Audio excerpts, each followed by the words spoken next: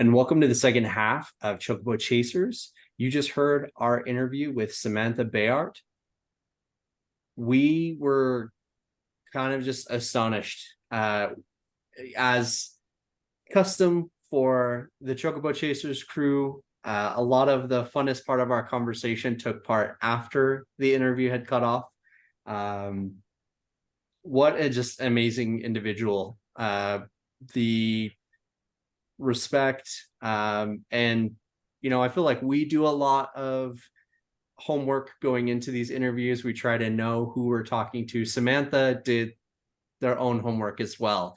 And I want to say thank you, because it was truly an amazing experience, obviously, but it was cool to know that, like, hey, these people also listen to us beforehand. It's we're obviously fans, and that can be good and bad when you're coming into a situation where, like, hey, we have fans who want to talk to you, and it's like we live in a day and age where fans can be great, like I hope that we are, or you can be absolute total psychopaths. And unfortunately, there doesn't really seem to be a whole ton of in between.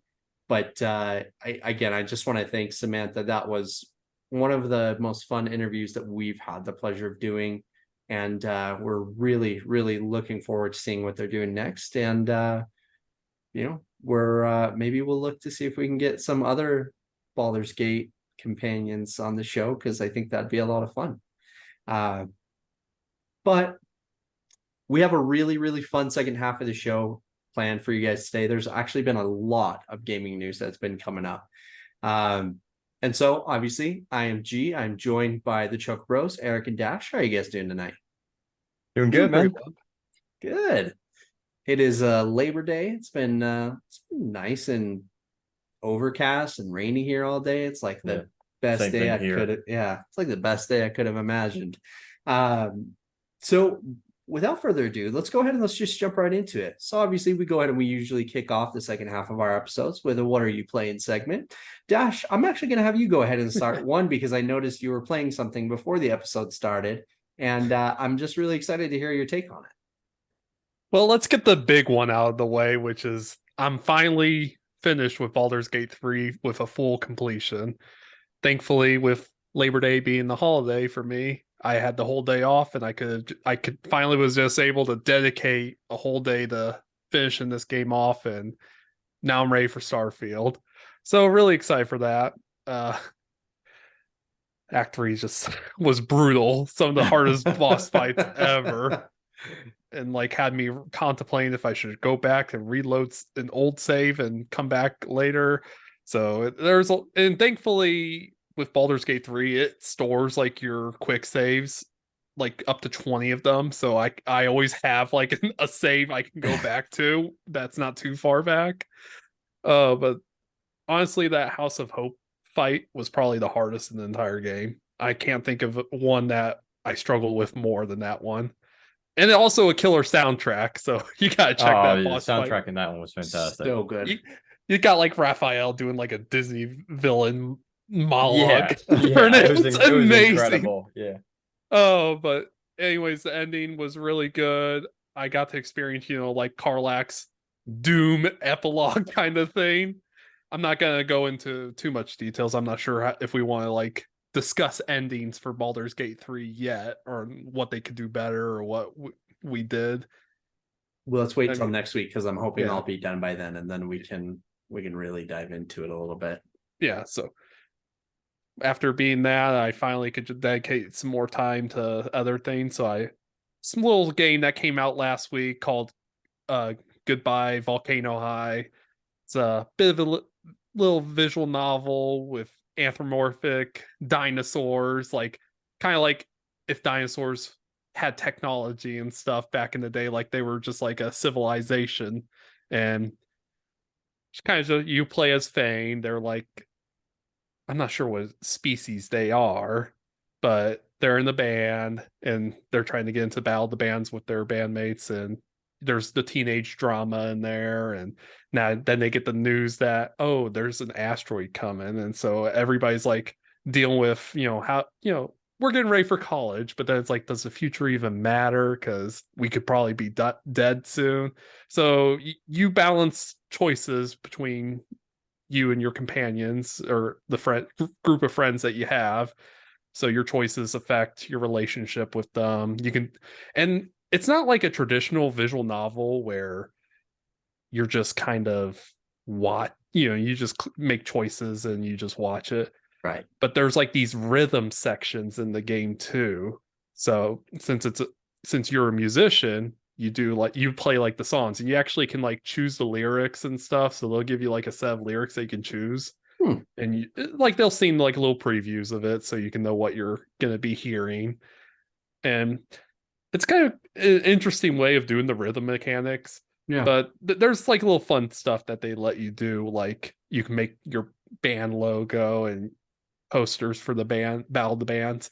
So they sprinkle in a little bit more than what you would get in a traditional visual novel, which most of the visual novels I have played in the past, some of them don't even give you choices. You're just there to experience the story Right. that is in there. Or in my case, sometimes it's hentai, but but it's a really good experience. There's a lot of positivity stuff in there, LGBTQ representation. So Awesome. it's really good. Honestly, it's fair enough for the price point because it's $30, but I got like 10% off because Steam still has a sale going on, so it's like $27. And probably put like I mean, I put like maybe 3 hours into it so far, and the only gripe I have about it probably would just be there's no way to do like chapters or save it. So Okay. basically, you continue where you left off. And if you want to go in and do a different choice or something, you're gonna have to You'd just have to basically restart play it. the whole game again. I'm not Okay. sure how long the full playthrough is gonna be.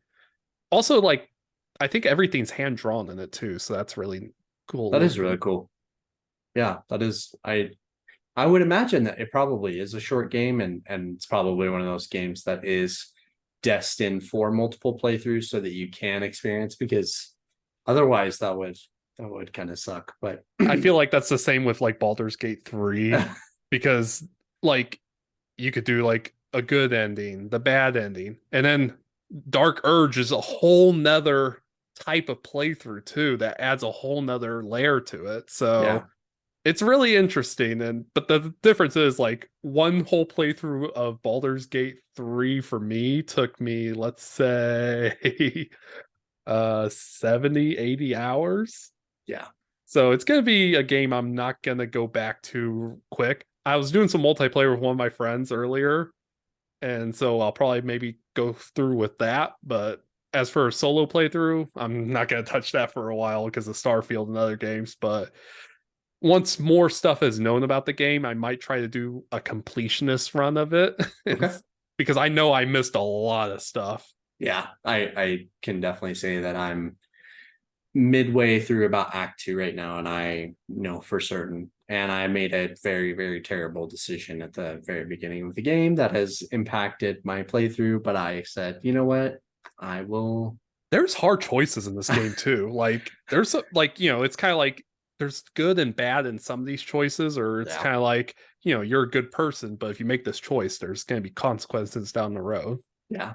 Anytime it says Karlak is disappointed, I always just reload. So it's she's my guiding star to tell me what is right and what is wrong. So uh this week I have been playing Baldur's Gate, to no one's surprise. Like I said, I'm about halfway through Act Two. I am enjoying the hell out of it. We have talked at length about this game on the show. It is a absolute surefire game of the year contender. It's going to be so interesting to see at the Game Awards themselves, just because the Game Awards, kind of like the Oscars or like any other award ceremony, I think a lot of it is a little political. I think that they're if you're just because if you're just going by ratings, Baldur's Gate should kind of win that in a landslide, right?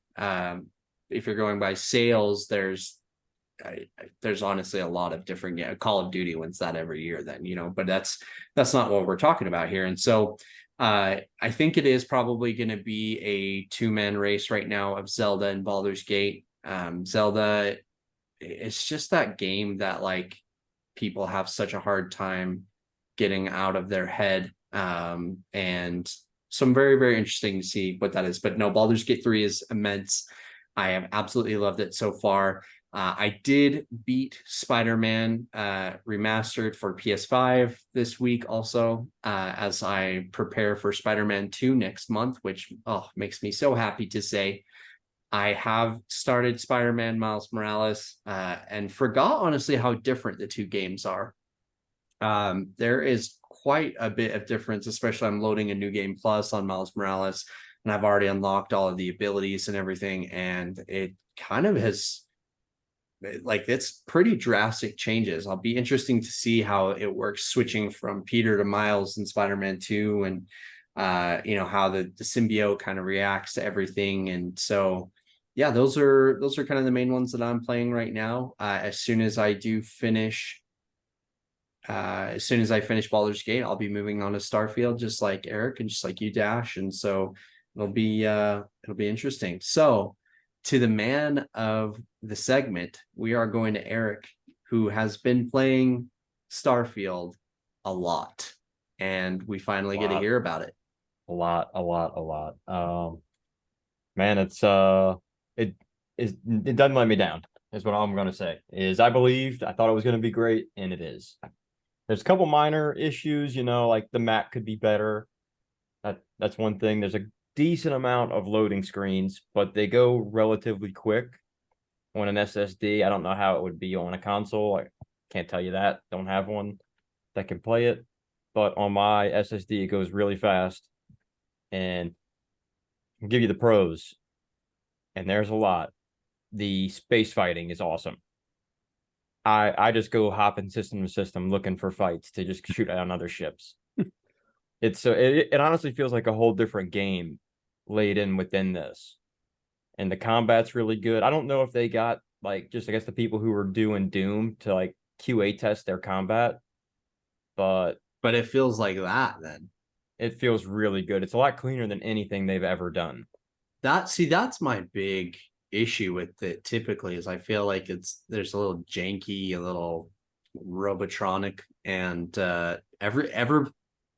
every platform and every outlet that has talked about that specifically has said the combat just feels so good, which is funny because they're a studio that's more known. I guess Fallout uses guns too, but I mean Skyrim obviously is not that way, and we saw that post also that says that like there was internal studios that helped Bethesda with the development of Starfield and Microsoft too. And I'm not sure if I didn't read the article, but I'm assuming with Bethesda owning id Software also. Yeah, that's what I heard. It was guys from id, or people from id came in there and helped them with that.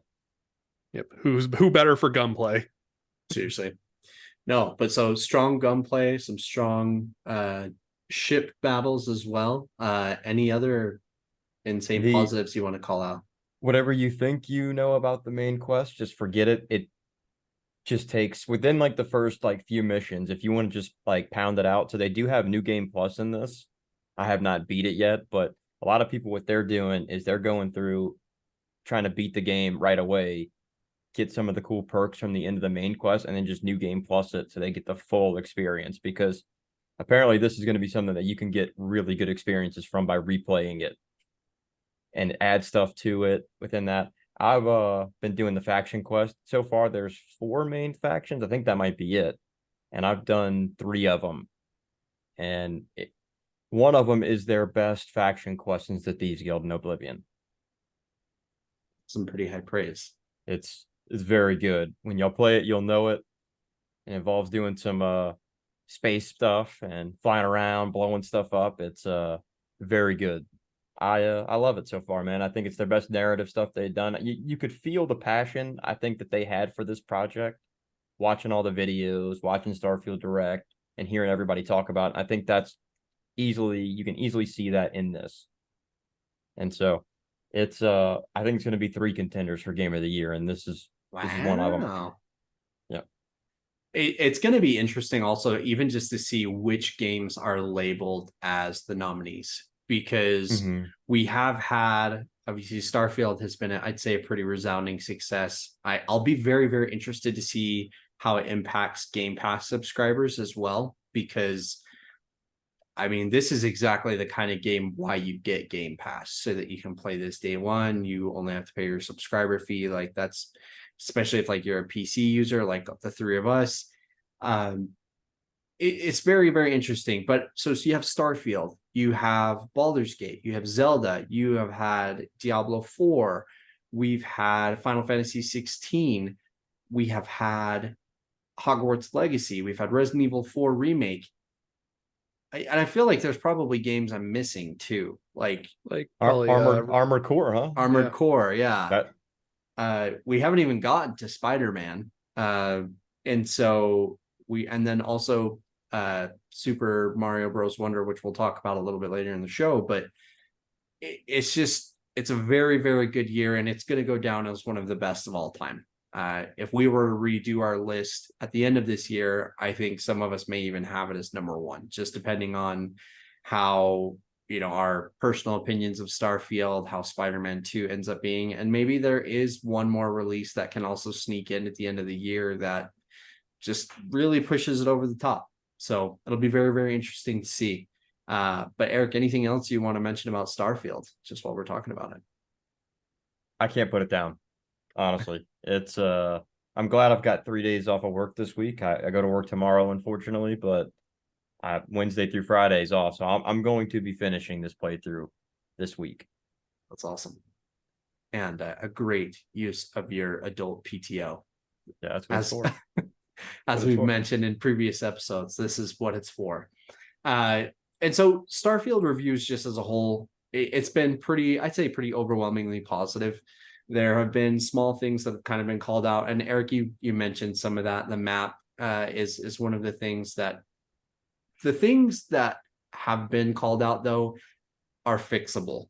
It's not a main gameplay function, which is like you can throw it out and it'll ruin the game. It's small things, maps. I have heard people aren't the hugest fan of the inventory management system. Mhm.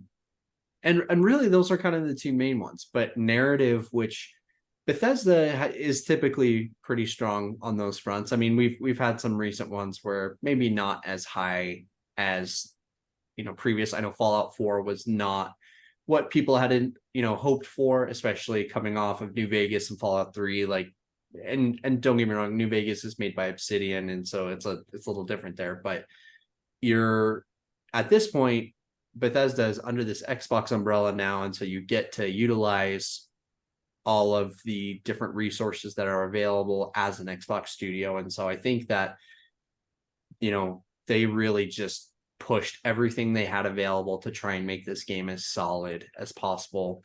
Todd Howard, you can tell that this was just his baby. Like, he wanted this to be so good, and I think he's got to be pleased. I know Phil Spencer is absolutely stoked, and he should be. This has been, I will say, and we can move on after this, but I will say that the year polish that they took for this game was absolutely worth it. It sucks that we had to wait so long for the game to come out, but everything that we've seen from before and from after the polish, and the tweaking of everything that they had to go ahead and do was 100% worth it. And it goes back to the saying, a rush game is never good. But I don't know the entire quote. So, but basically, if you rush through this, you're never going to get to what you're looking for. But if you take your time, you let it cook, this is, you come out with exactly what you're hoping for. So definitely excited to play that one. So kind of on the other end of the spectrum here, we've spent a lot of time talking about Xbox stuff. We have some PlayStation news as well, but not great PlayStation news. So we found out that PlayStation Plus, which is kind of the Sony version of Xbox Game Pass, is going to be increasing their price. kind of substantially. Depending, they have 3 different tiers of what you use. And it's going to raise anywhere from $20 to $40, which on a per year basis is pretty substantial considering the entire thing only costs $60 for the basic package. And that basic package gives you that cloud storage, gives you online play, and it gives you free games every month. And, you know, initially it was Games with Gold and PlayStation Plus were kind of the rival competitors. And so this increase, it just kind of sucks, to be honest. As somebody who's utilized the service, I do like getting free games every month, and I like that they have, you know, given me games that I probably wouldn't have tried otherwise, and I've had a lot of fun with a lot of those games. Some of them are my favorite games of all time, but there's no data, there's nothing here to really quantify what would actually make this worth it. Some experts have said, well, maybe they're planning to roll something else in. Sony owns Crunchyroll, which, you know, if they were to go ahead and add that as like part of that subscription service, makes it a little easier to swallow. But I also wanted to get your guys' take, because for me, it was just kind of a gross taste in my mouth. I just wish there was a bit more transparency of what benefit we're getting with the price increase. Right. Like, at least just tell us, what will we get out of it? Why is the price increasing? What are you going to do with that extra revenue? Are you going to bring in more games for that PlayStation Plus catalog? Are you going to give us better games? Maybe a lot more day one releases? Because that's where Game Pass is killing this PlayStation Plus library, is that, you know, you don't see Last of Us Part 2 on that library. You don't see God of War Ragnarok. If And that's wild, because The Last of Us Part 2 is a 3 or 4-year-old game at this point. Yep. It's not. Is Ghost of Tsushima even on there yet? Yep. Ghost of Tsushima Director's Cut is on there. That's how I've been playing it. So okay. I can thank the subscription for that. And I do see, like, almost every month they are bringing in a lot more classic games for that library too. Like, they brought in like the first 2 Twisted Metal games from the PlayStation 1, probably just to go along with the show being released on Peacock. Right. They have a decent sized library on there. It's just kind of like a lot of them are older. They don't do day one releases, which, you know, you're with a game like Starfield, I can play that for $10 a month. And I can cancel that subscription before that month. So theoretically, I played a $70 game for $10.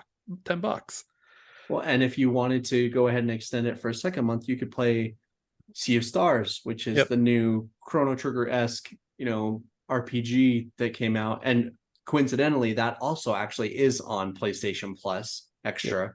And it's one of the first games that actually did launch on the service, like as a game. I know Stray was another one that launched, you know, when I think it was actually one of the very first games that launched on that service.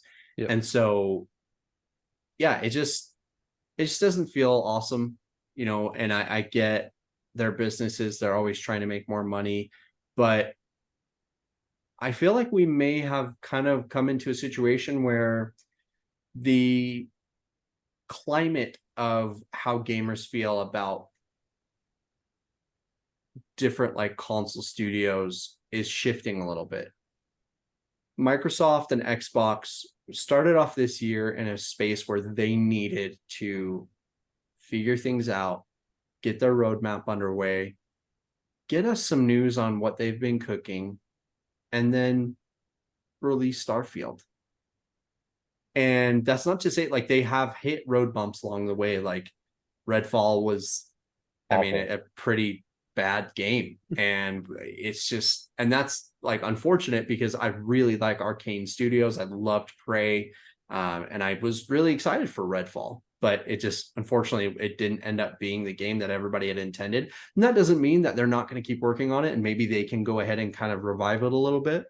But so they hit these road bumps and they still release Starfield, and it's going to be a Game of the Year contender. PlayStation doesn't have a lot this year that has gone out, especially in terms of exclusives. There's been a lot of multi-platform releases, and really kind of the one thing that it has over Xbox is that they don't have to worry about parity with a second console, because Xbox is limited because they do release all of their games on both Series S and Series X. And Baldur's Gate is, you know, it hasn't come out on Xbox for that reason. And so it's just I think that we're starting to see a little bit of shift in the guard here. So I would love to see like another PlayStation showcase or state of play, or, you know, something to say like, hey, we know things are a little weird right now. This is what we're working on. The Last of Us Day is coming up. Now would be a perfect time to showcase your multiplayer game that you've been working on, especially amidst everything going on with the writer's strike. Like the season 2 of the show is probably going to be delayed at this point. And so it's just, it's just a gross feeling overall for PlayStation, hoping they can kind of shake out of it, because I want all of these, you know, companies to do well, because when they're more competitive, they create better games, and it's better for all gamers. So wanted to touch on this a little bit as well. Not a ton to talk about, but Volition Studios, creators of Saints Row 1 and 2, is shutting their doors for good. They have been part of the acquisition of Embracer Group, who also purchased Eidos Montreal. So the studio is responsible for the Tomb Raider remakes. You know, some of the some really, really popular IP that's in there. Legacy of Kain is one of those, you know, crossing our fingers that it's gonna come back. But it's always sad to see this kind of thing happen, just in general, because I know that there's a lot of hardworking people there. I haven't played Saints Row games myself. They're just have really never been my forte. But Dash, I know you have, and Eric, I think you have as well. 1 and 2 were fun. Yeah. I never played 3. I tried it. It got a little too over the top compared to 1 and 2, but they were like zany versions of Grand Theft Auto. They were fun, you know. Yeah. It was what it was, you know, but I had a blast. Actually, the multiplayer in 2 was a lot of fun. Yeah. But the first 2 were my favorite of the series. You know, they had the great like mini games that you could do, like the insurance fraud, where you just run out into an intersection to get hit by cars and ramp up. But like those mini games really set them apart from Grand Theft Auto, because you didn't really get that. And like I know San Andreas had like the whole gang warfare territory mechanic, but that was like Saints Row shtick. The whole series was always like conquering territory and having it was a focus on the game itself.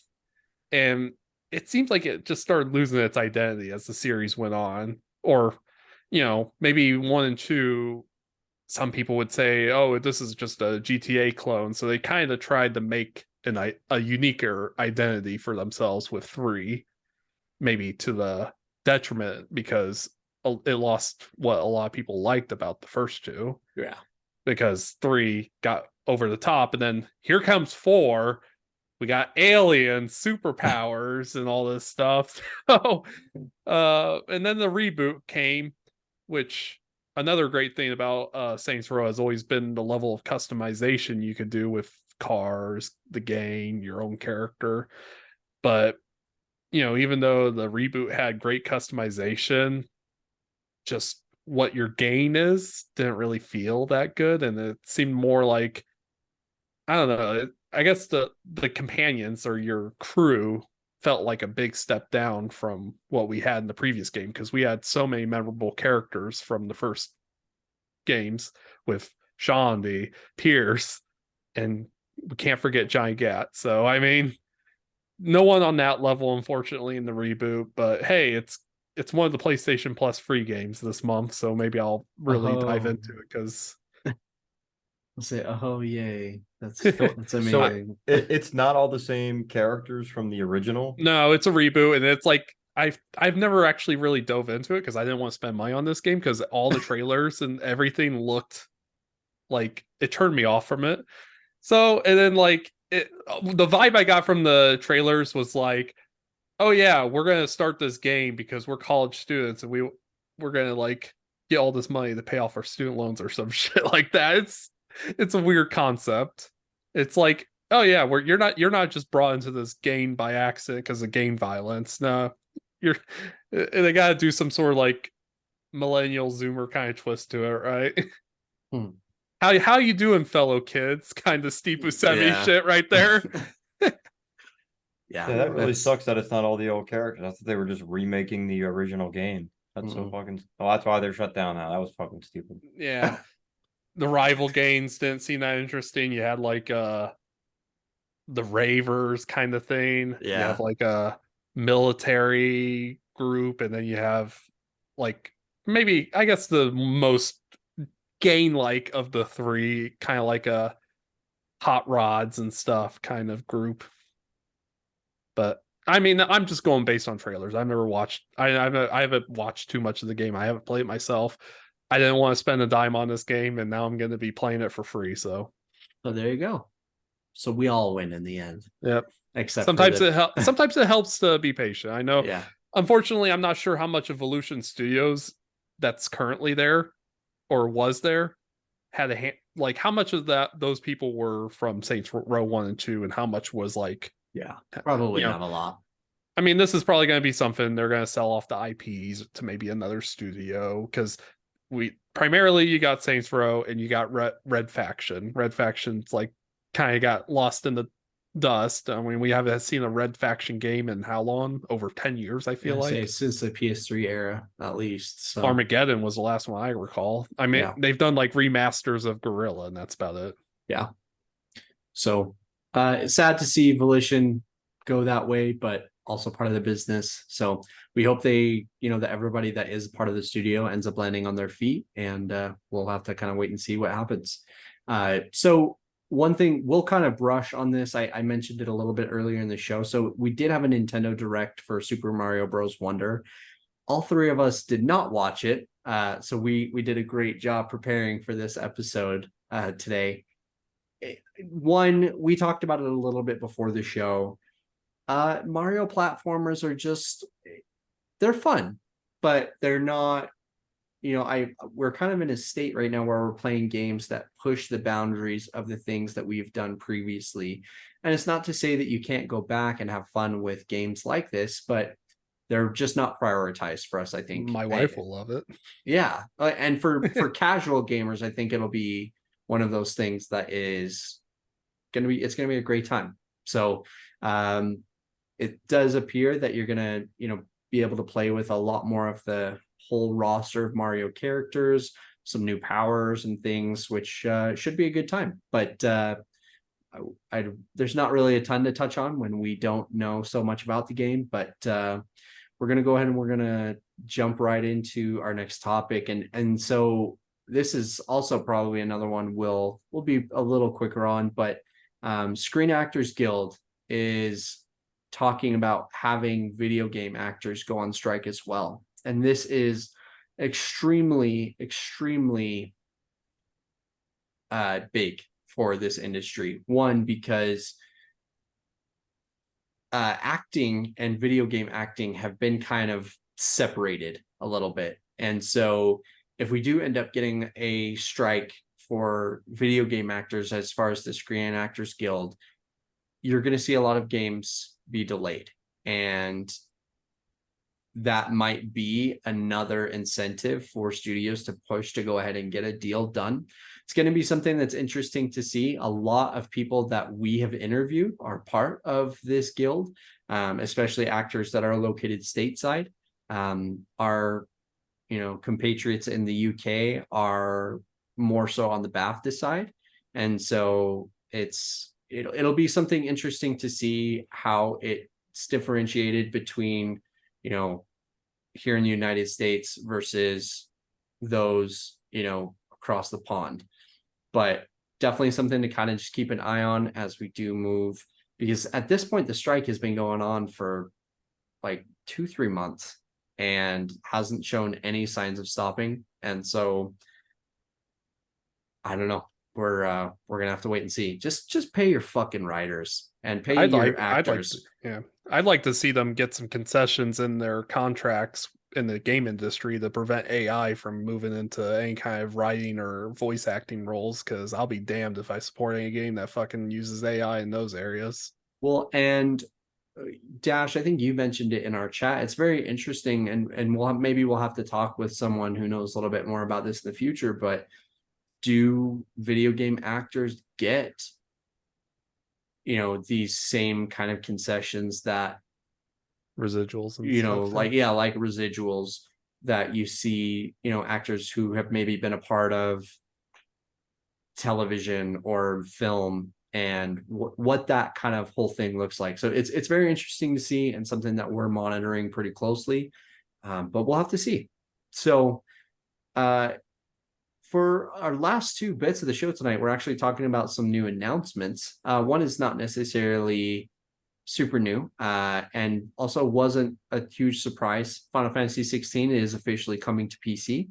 More information is going to be coming on it later this year, which is awesome. But as a welcome surprise, Yoshi P, shout out to my dog, did announce that 2 separate DLC will be coming to Final Fantasy 16, which makes me so fucking happy, because one, I need my man Clive to have a happy ending. I was so sad with how things ended. I won't dive into it too much, but I need positivity for my man. He deserves it, especially after everything he went through.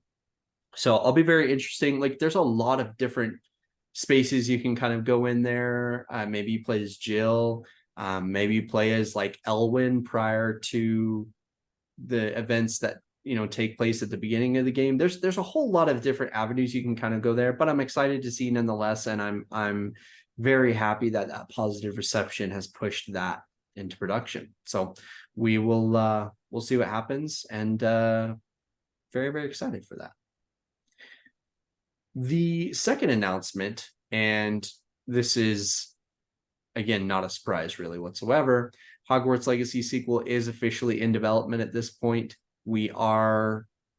It seems like there's been kind of like nibbles and cracks, like whether it be like LinkedIn job postings or a lot of different things just in relation to the game, and this was also the best selling like new IP in over a decade. So I don't see how they could have just said like, hey, I know we sold 20 million copies of this game, let's just sit on it. We're not going to make a sequel. We're not going to do anything. I am surprised they didn't go the route of DLC, because I think there was a lot of option to do so, whether it be Quidditch, whether it be looking at new locations. And Eric, I know we talked a few episodes ago, and I say few, it might have been like 10, but about potential locations for a sequel. I'm very curious to see kind of where they go. Do they just continue to do the next year of Hogwarts, or do they do like a post Hogwarts, life? You get to see Gringotts more in depth. You get to go to Diagon Alley. There's really a lot of untapped potential in terms of environments they could go ahead and they could place those games in. Dash, I know that obviously you had mentioned you hadn't played it, and that was due to obviously J.K. Rowling and her stances, which is 100% understandable. Do you think you ever will play it though? I don't know. Maybe if I buy it secondhand, I mean, that's kind of like, you're not necessarily supporting them at that point. Yeah. I guess it's just kind of like, the question is, what can I do to make sure there's not a single cent of this going towards J.K. Rowling? Because I just don't want to see her I know, like, that I've seen some stuff that, due to the stuff she's saying, like, maybe I think like her revenue or something, like value's gone down like 70% or something. It's ridiculous. But she's standing her ground on some of those views, and that's just gonna harm the franchise and the property, because that's what she's most strongly associated with, and that we kind of saw that with Hogwarts Legacy, unfortunately. And it's funny because so the Hogwarts Legacy team has made it a point to basically say, J.K. Rowling, yes, her world inspired this game, but this is our creation. This is like she did not really have a hand in the creation of this game whatsoever. They've tried to separate themselves as much as possible. I think she still gets royalties from She it, does, right? yeah, because she created this world. Yeah. And so it's hard. Like there's this moral question that you have to answer. Like, do I want to support that, or do I want to? Where's the line that you draw? And so, and I think that's just on an individual basis. And I don't think it's up to anyone else to judge anybody else for their choice that they make.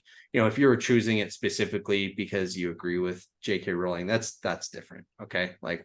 And that's not the basis of what we're talking about. But there's enough negativity in this game industry as it is. Yeah, exactly. And so it's very interesting. I'm excited though. We are going to be in a fun period here going forward. 2023 is going to be a very, very hard year to follow in terms of gaming. I am excited for what 2024 will bring, but to be honest, Xbox gave us a good taste of what's coming for 2024. There weren't a lot of release dates, but there was a lot of windows, and 2024 was a big part of that. But aside from maybe 3 or 4 titles from Xbox's Premier Studios, Avowed, things like that, we really have no clue what's coming out next year. And that's exciting. It's also scary too, because like you don't want to enter a period like we had, I don't want to say it was last year, but maybe the year before, like 2021, a lot of things got delayed because of COVID, and we just had a very May year. Like, and it's not to say that there weren't some like beast releases, but nothing like this year. So I'm cautiously optimistic. Yeah, I know primarily we got like Tekken 8 next year in January. That's one of the few release dates I have in my brain right now. Yeah. Yeah, there's only like 4 or 5 games right now I can think off the top of my head that are coming. And one of them, like the In Exile game. Right. Avowed. Avowed's probably going to catch a lot of scrutiny, I think, if it's not good, because you had so many hitters this year. And it's supposed to be coming out like right early Q1. Like so a Q1, Q2 game. And it's made by Obsidian. Which Obsidian. is So yeah, then they're good. They make a lot of good things. They created that world that's based in Aora for Pillars of Eternity, and that's a great world built. Those are 2 great games. I've talked about them enough. You can get them on Game Pass. They are Game Pass, yeah. And, but I did buy them on Steam beforehand. Yeah, I have them. I got them in a Steam sale, both of them for really cheap. I think it was like $8 total, and I got all the DLCs and everything like that. So that was clutch. But it's going to be really hard to follow up, man. It is. I don't know if I'm gonna have the same like no life. I know, like I've had 2 back-to-back no life games, and for the first time forever. And you almost basically no life Diablo 4 prior to this too. Like, yeah, maybe not to 3 this of them. extent, but yeah. I was playing that every day for a couple hours. So, man, I forgot I forget about Diablo 4. That's how crazy this year's been. It really has been. That's it, and we're not done yet. That's the crazy part. We haven't even talked about Cyberpunk, and that comes out in 3 weeks. Payday 3 comes out the same week. Yeah. So fingers crossed we get to have some interesting narrative in terms of Cyberpunk, because CD Projekt Red always comes ready to play when it comes to that. And I watched a video yesterday just talking about all of the changes that they've made, and man, I am so excited to play that game. So excited to play it, playing it fresh. Yeah, just whole fresh eyes, basically as if I'm, restarting the whole thing. So I every single time I say I'm not going to go Nomad, and then I do. So we'll see. I think Street Kid. Street Kid is a good one. And then I always choose Pan Am as my romance whenever I play. I played it like 3 or 4 times at this point, and it is what it is. So Pan Am Bomber. It's a good. Yeah. I may go female V this time. I've never done that before, so change it up a little bit. So we'll have to see how it goes. But I think that's kind of everything that we wanted to talk about tonight. Anything else you guys had that you want to discuss before we go ahead and close it out? I think with the PlayStation Plus increase, going back to that, they need to offer more, just to be straight up with you. I mean, I get the cost of everything's up. Right. I mean, that's just just how it goes right now. That's the economy and everything like that. We can't help that, but they need to offer more. Like it's cost. What is it now a month? Is that $16 almost? Something like that. Yeah. I So mean, For the premium or the basic? let's just say premium. Yeah, that's the one I do because I want all that library. Okay. I don't want just to be able to play online, which That's- that's gonna suck for those people that do only use Well, it for I'm online. canceling my basic one because Mhm. I don't play online enough on my PlayStation to justify it, and I'm not going to go back and play a lot of those games. But with I mean, if it's going to cost the same as Game Pass Ultimate, you're getting new releases on Game Pass Ultimate day one now. Yep. right. So we'll just go through this. I mean, because you could have Payday 3 and Starfield for, I mean, even if you just, let's say you keep it for all of September and then like October, it's $32 instead of 140. And throw in Sea of Stars and throw in Lies of P. The upcoming Soulsborne game is coming to Game Pass day one. Mhm. It's just the value is there's not even like a comparison to be made there. Like, and what sucks is that the monthly games that PlayStation has done, there are months where they're just hitting, but I feel like it hasn't been that way for a while, because they've had months where like they did Bloodborne and Ratchet and Clank. Like that's awesome. And two flagship titles. Bloodborne is arguably the best Soulsborne game, and has one of the greatest soundtracks of any game really ever. And Ratchet and Clank is just a fun game. Like it's just a fun adventure game. So, but we don't get months like we get Saints Row this month, and that's supposed to be the big draw. Like no, that sucks, to be honest. Like I'm sure there are people who are gonna want to go ahead and play it, and I'll add it to my library in the eventuality that, hey, if I ever want to play it, it's there. But there really is no comparison. So anything else you guys wanted to hit on? That's it for me. Yeah, I can't think of anything really relevant that I say, happened. Dash, you looked so deep in thought for a second. Oh, I'm trying to think. Actually, I think there was one that I wanted to throw in on that Super Mario Bros. Wonder. I think I read something that either it is Charles's last Mario role, or he isn't Mario in this game, from what I heard. I think it is his last one, which is really sad, because Charles I don't think we Martinet, even talked about him being an ambassador. yeah, it's, for those who are unaware, Charles Martinet has been the voice of Mario for, I think, 2 to 3 decades at least at this point, and is transitioning away from that role now. They haven't Hopefully really, by his choice too. I'm hoping it's Yeah. not kind of like Nintendo trying to, because I'm not going to put it past Nintendo to try to just use voice clips of his previous stuff, because they could just Ugh. reuse some of that stuff, or dare I even say AI. Yeah, they're gonna, yeah, hopefully it's not like an old Yeller situation, taking him out to the shed or anything like that. But they're gonna be moving on, and so it's interesting to see like what is potentially gonna go ahead and happen there. He is an older gentleman, so it simply could just be one of those things where it's time, and I'm sure we'll probably never know for sure, unless we do find out that, yeah, they are going to move into an AI kind of thing, which really the only thing that I can kind of think of that's been like a situation that's happened in the past is when James Earl Jones is incredibly old and has been the voice of Darth Vader for a long time at this point, and the studios at Disney basically had him come in and record an obscene amount of lines to basically say that they'd have Darth Vader's voice always. And there's a lot of moral implications kind of that go into that obviously tie in with everything that the strike is going on about, in addition to pay, obviously. But it's interesting. I don't know where you draw the line there. Yeah, it's different when you have someone pre-record a bunch of lines and then you kind of YouTube poop it together or something. But you know, as long as the voice actor is given their consent that, hey, you can use my voice and you can use these clips in your future projects should I pass away. But I think a lot of these people would prefer to have the role recast because there's a lot of talent out there and people capable of doing the same thing. Yeah, absolutely. I would definitely agree with that.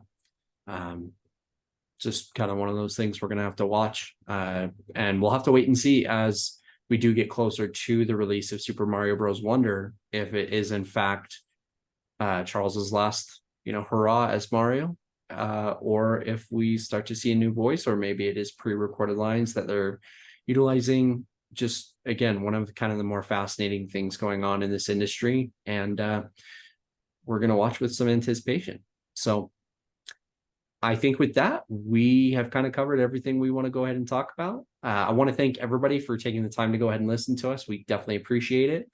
We do have some other fun guests that we do have kind of lined up for you here in the future. So thanks so much for listening again, and we will catch you next time. Have a good one. Yep. Thank you.